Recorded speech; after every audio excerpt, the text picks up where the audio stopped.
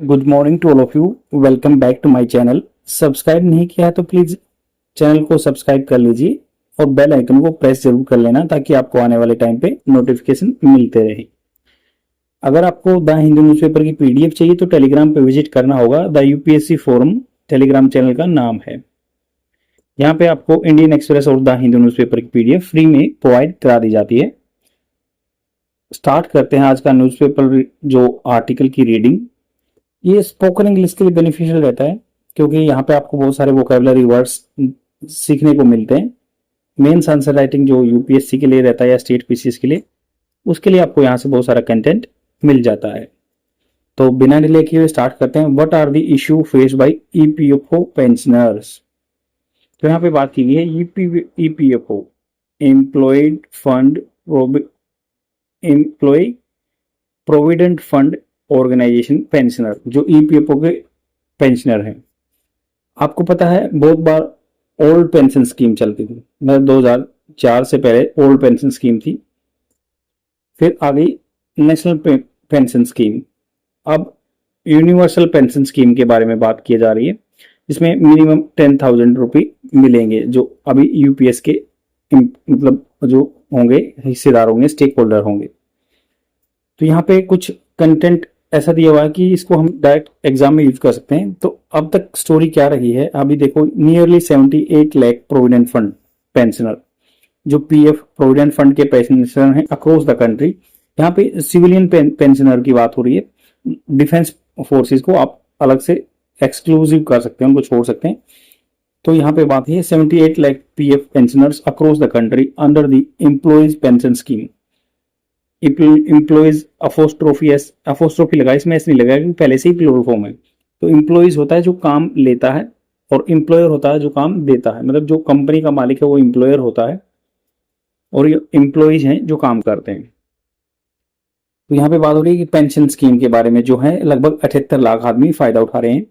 1995 की स्कीम है जो एम्प्लॉय पेंशन स्कीम है of employees provident fund organisation will receive their pension through the any bank any branch from 1 जनवरी 2025।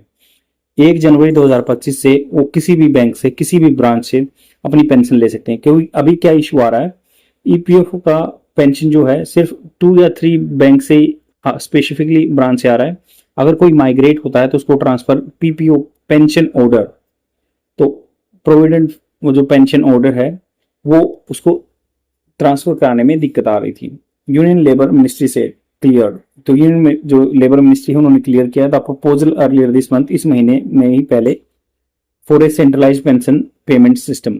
तो centralise मतलब केंद्रित हो जाएगा, एक तरह जैसा हो जाएगा pension payment system as part of the EPFO ongoing IT modernisation project. तो ईपीएफओ का आईटी इंफॉर्मेशन टेक्नोलॉजी मॉडर्नाइजेशन हो रहा है। Centralise IT enable system, centralise हो रहा है आईटी इनेबल, आईटी के द्वारा योग्य बनाया हुआ सिस्टम बना रहे हैं। What contributed to the formulation of new arrangement? किसकी वजह से ये contribution हुआ है?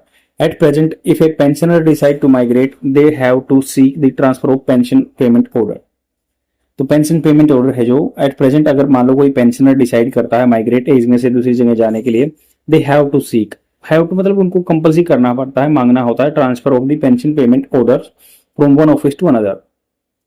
दिस हैज इनवेरिएबली मतलब लगभग, आमतौर पर लगभग, मोस्टली भी कह सकते हैं, invariably resulted in the complaints from pensioner, pensioner से कंप्लेंट आती है about the delay in transfer, delay होता है ट्रांसफर में, सब्सिक्वेंट उसके बाद पेमेंट्स में ट्रांसफर हो जाता है, या एज ए रिजल्ट भी बोल सकते हैं सब्सिक्वेंट को, एज ए रिजल्ट या रेपरकशंस या जो भी है।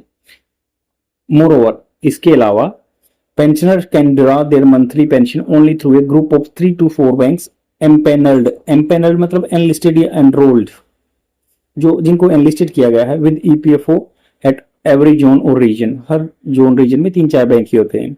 न्यू फैसिलिटी, अब जो नई फैसिलिटी आएगी, हैज बीन मेड पॉसिबल।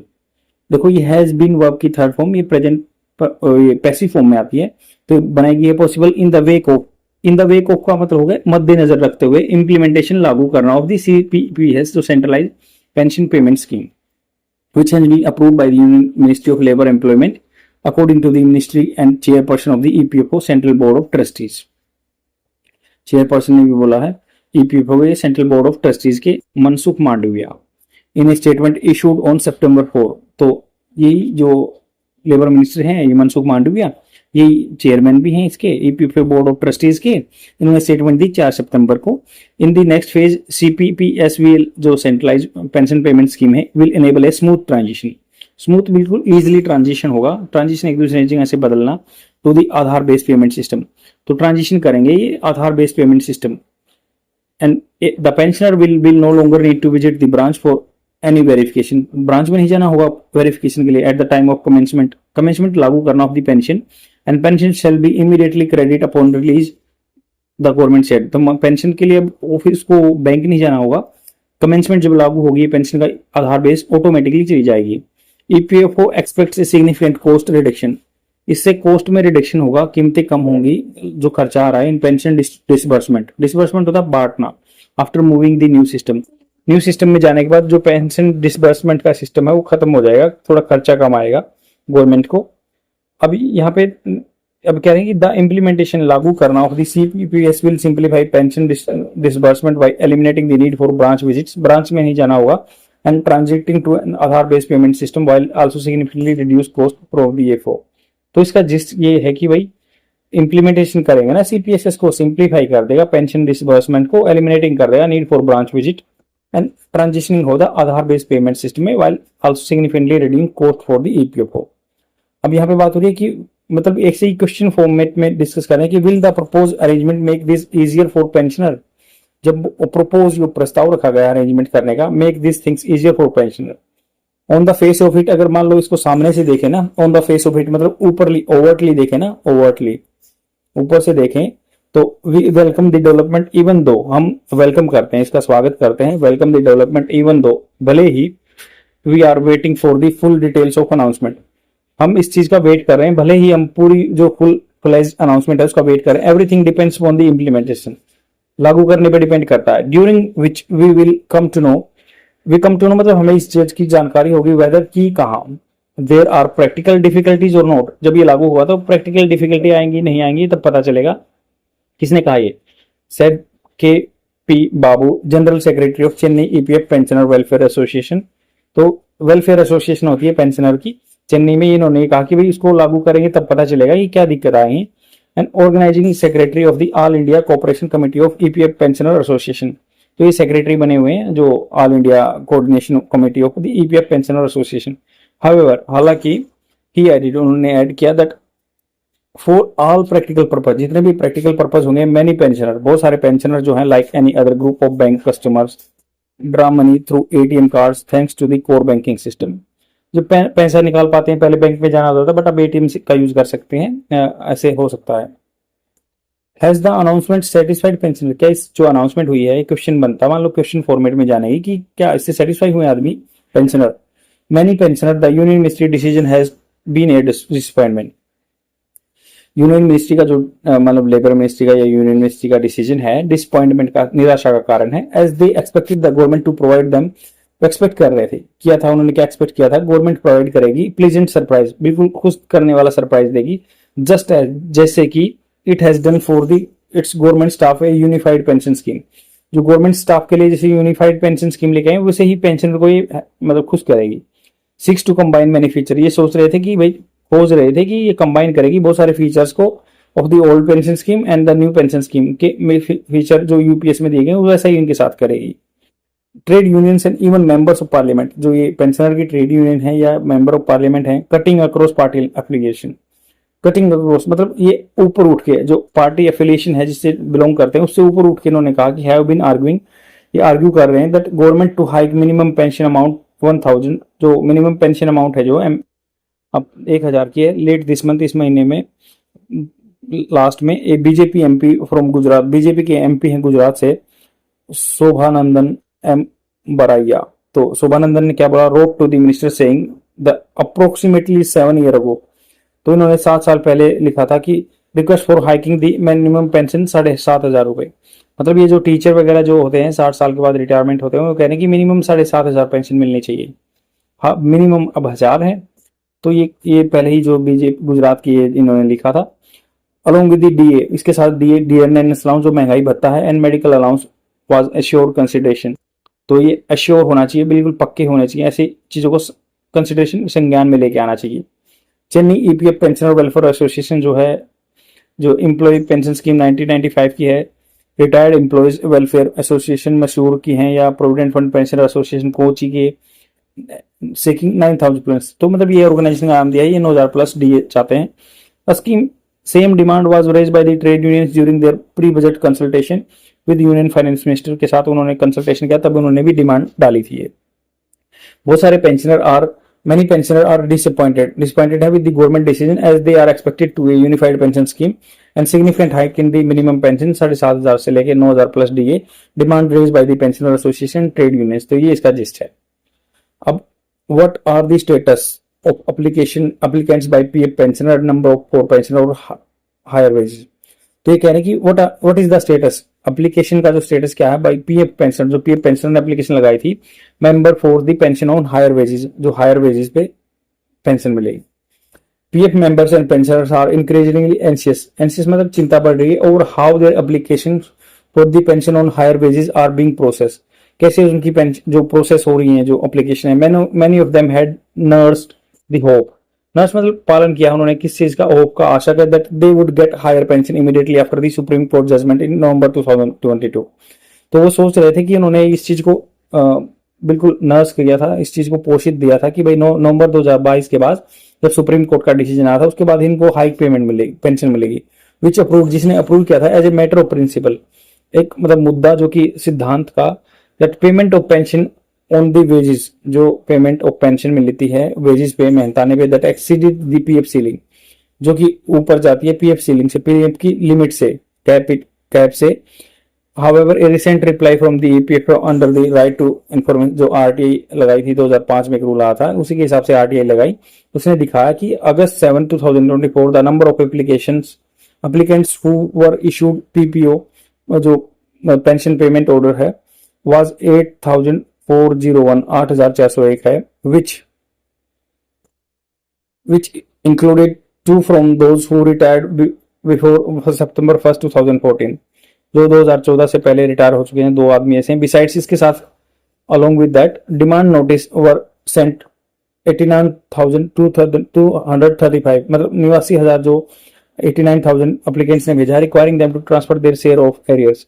वे कह रहे हैं कि भाई जो उनका एरियर बन रहा है वो उनको भेजो, एरियर मतलब जो लमसम अमाउंट है।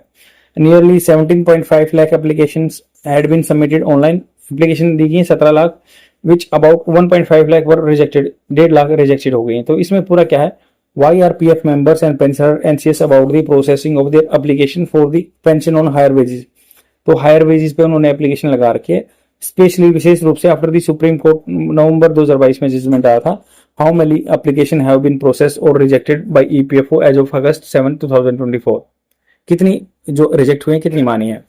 तो यूनियन गवर्नमेंट की क्या पोजीशन है इस मुद्दे पे, as regards the hike in minimum pension hike होगा, सेंटर हैज बीन साइटिंग होता है आगे रखना, इस चीज को प्रमाणित करने के लिए अपने बात को रखना।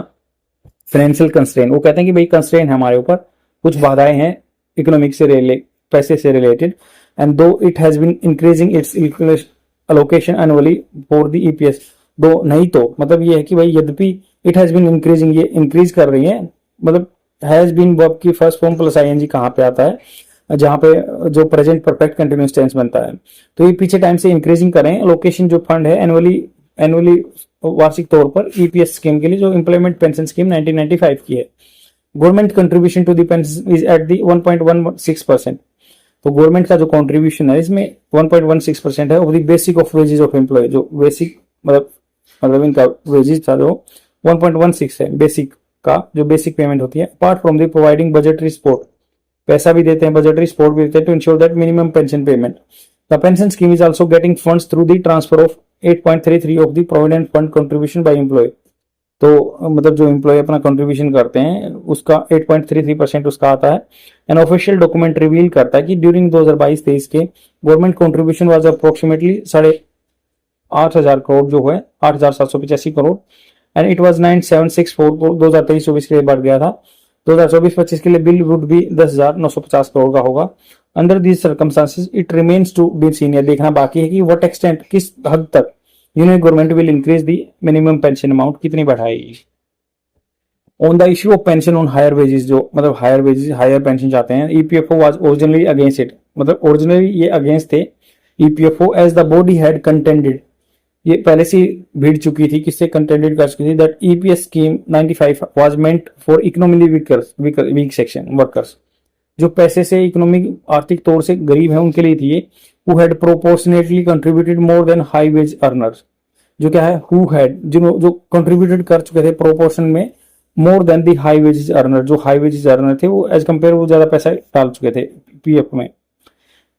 द रिवर्स सब्सिडी, जो reverse opposite subsidy was an anomaly, anomaly बिल्कुल दुविधा थी ये, which was corrected by the modification in 2014 2014 में ये करेक्शन किया गया था। Even now it stand has been that it can not be liberal in granting pension और higher wages as it would affect the sustainability of pension fund, जो pension fund है उसकी sustainability, उसकी मतलब आगे गुजारा कर पाएगा या नहीं कर पाएगा उस पर डिपेंड करता है, क्योंकि ये हायर वेजेस की मतलब जो डिमांड कर रहे हैं ये पेंशन नहीं दे सकते, इतना फंड नहीं है। However till now fund not has not witness any cash flow problem, अभी तक कोई प्रॉब्लम नहीं आई है बट आगे आ सकती है, despite there being a projected actual deficit in valuation, तो इसकी वैल्यू में हालांकि डेफिसिट कमी आई है, मतलब डेफिसिट क्या होता है, खर्चा ज्यादा और इनकम कम।